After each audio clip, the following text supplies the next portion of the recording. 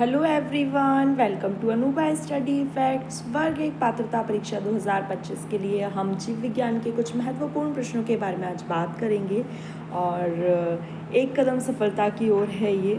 और practice number ये 5 है। इसमें हम 15 क्वेश्चंस को डिस्कस करते हैं। 2 बजे आप लोगों का ये सेशन आता है, तो इस टाइम पर आप ज़्यादा से ज़्यादा जुड़ जाया कीजिए और लोगों तक शेयर कर दीजिए कि वर्ग एक पात्रता परीक्षा 2025 की तैयारी शुरू हो चुकी है और हमें बहुत अच्छे से इस पर पकड़ लानी है। और जिस तरीके से 2023 में 2023 में मैंने पात्रता परीक्षा पास की थी, मैं पूरी कोशिश करूँगी कि मैं ज़्यादा से ज़्यादा लोगों की हेल्प कर सकूँ और आप लोगों की भी ये पात्रता परीक्षा फर्स्ट अटैम्प्ट में ही आप क्वालिफाई कर पाएँ। और जीव विज्ञान के महत्वपूर्ण प्रश्न अगर आप लोगों को ये अच्छे लग रहे हैं, ये सेशन पसंद आ रहा है, ये पूरी सीरीज़ अच्छी लग रही है, तो प्लीज़ आप लाइक शेयर करें और कमेंट्स में बताएं कि आपको ये सेशन कैसा लग रहा है। तो चलिए फिर आज का सेशन शुरू करते हैं। आज का फर्स्ट क्वेश्चन है, नाइट्रोजन स्थिरीकरण करने वाला जो जीवाणु होता है जो कि स्वतंत्र और सहजीवी दोनों की तरह ही रह सके, ये स्वतंत्र भी हो और सहजीवी की तरह रहे, तो anabaena will be the correct answer. अब आप एक चीज़ याद रखेंगे, एनाबीना और नॉस्टॉक नाइट्रोजन फिक्सेशन करने के लिए हेट्रोसिस्ट का यूज़ करते हैं। हेट्रोसिस्ट एक संरचना होती है जो नाइट्रोजन फिक्सेशन में हेल्प करती है। सेकंड है, निम्नलिखित में से कौन सा जीवाणु विनाइट्रीकरण के लिए है? तो विनाइट्रीकरण के लिए होता है स्यूडोमोनास। विनाइट्रीकरण के लिए क्या होता है? स्यूडोमोनास। ये आप याद रखेंगे। नेक्स्ट है, जीवाणु की जो प्लाज्मा झिल्ली है, जीवाणु की जो प्लाज्मा झिल्ली हम पहले भी डिस्कस कर चुके हैं। इस तरीके से जो प्लाज्मा झिल्ली है ये इनफोल्डिंग्स, ये क्या होती है? इसकी इनफोल्डिंग्स होती है। ये प्लाज्मा झिल्ली इस तरीके से, ये इनफोल्डिंग्स जो होती है ना, ये क्या कहलाती है? मीसोसोम कहलाती हैं। क्या कहलाती हैं? मीसोसोम्स कहलाती हैं। ठीक है। एक्रोसोम शुक्राणु की ये ऐसी टोपीनुमा संरचना होती है, इसे हम एक्रोसोम बोलते हैं।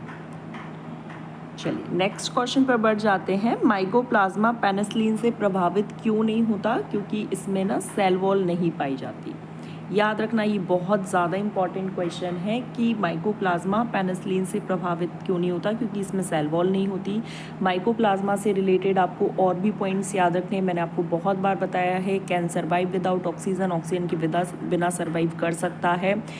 सेल वॉल नहीं होती जिस वजह से इसे जोकर ऑफ प्लांट किंगडम कहा जाता है। सबसे छोटा ऑर्गेनिज्म है ये और इसका नाम पीपीएलओ प्लूरोनिमोनिया लाइक ऑर्गेनिज्म है। ठीक है। नेक्स्ट है, प्रोकैरियोट्स में माइटोकॉन्ड्रिया नहीं पाए जाते, तो क्रेब्स साइकिल कहाँ पर होगी? अगर प्रोकैरियोट्स में माइटोकॉन्ड्रिया नहीं पाए जा रहे हैं तो फिर ये जो क्रेब्स साइकिल है वो कहाँ पर होगी? तो प्लाज्मा झिल्ली में होगी। ये आप याद रखेंगे। ठीक है।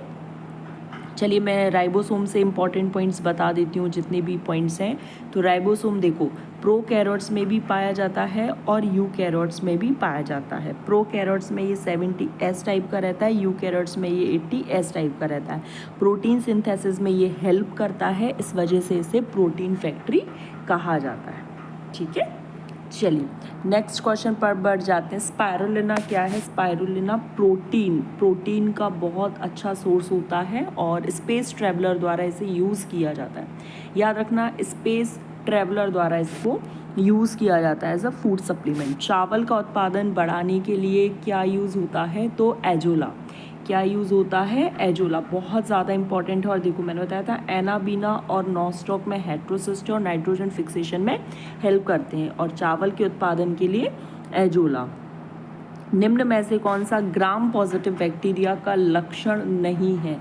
ये वाली चीज़ बिल्कुल नहीं भूलना है कि नहीं है। देखो चिकनी कोशिका भित्ति होती है, मीसोसोम्स होते हैं, फ्लैजला की जो बेसल बॉडी होती है ना, बेसल बॉडी में 2 रिंग पाए जाते हैं और बाहरी झिल्ली पाई जाती है, लेकिन जो म्यूरिन की मात्रा है वो 70 to 80% नहीं होती। ये चीज़ गलत दी है। ठीक है। नेक्स्ट क्वेश्चन पर बढ़ जाते हैं। इकोलाई कहाँ पाया जाता है? तो इकोलाई आप सभी को पता है कि आंत में पाया जाता है। मेथेनोजन किस समूह के अंतर्गत आते हैं? Archie bacteria. मेथेनोजन से क्या? मीथेन बनती है। मीथेन बायोगैस का बहुत इम्पॉर्टेंट फैक्टर है।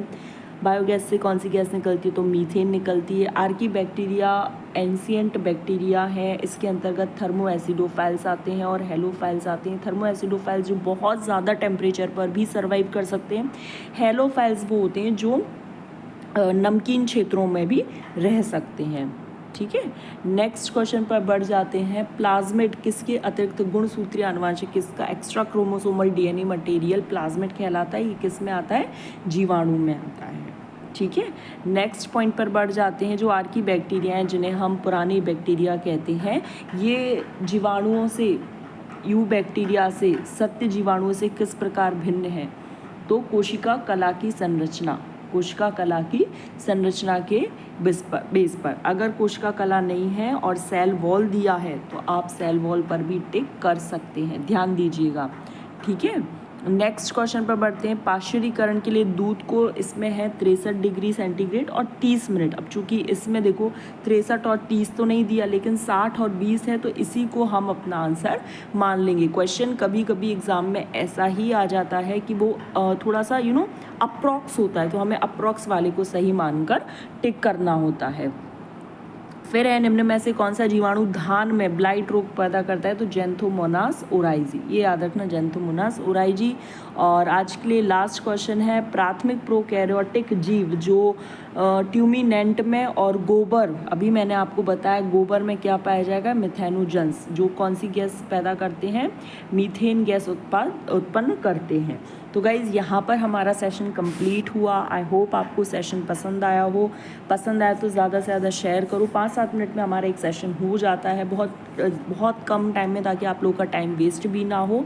और सेशन पसंद आए तो आप शेयर करो और अपना फीडबैक ज़रूर देना, मुझे वेट रहेगा, मैं इंतज़ार करूँगी कि जहाँ पर आप मुझे अपने जेन्युइन फीडबैक दे रहे हैं, अगर आप और कोई इम्प्रूवमेंट देखना चाहते हैं तो। चलिए फिर हम अपने नेक्स्ट सेशन में मिलेंगे। Thanks for watching this video.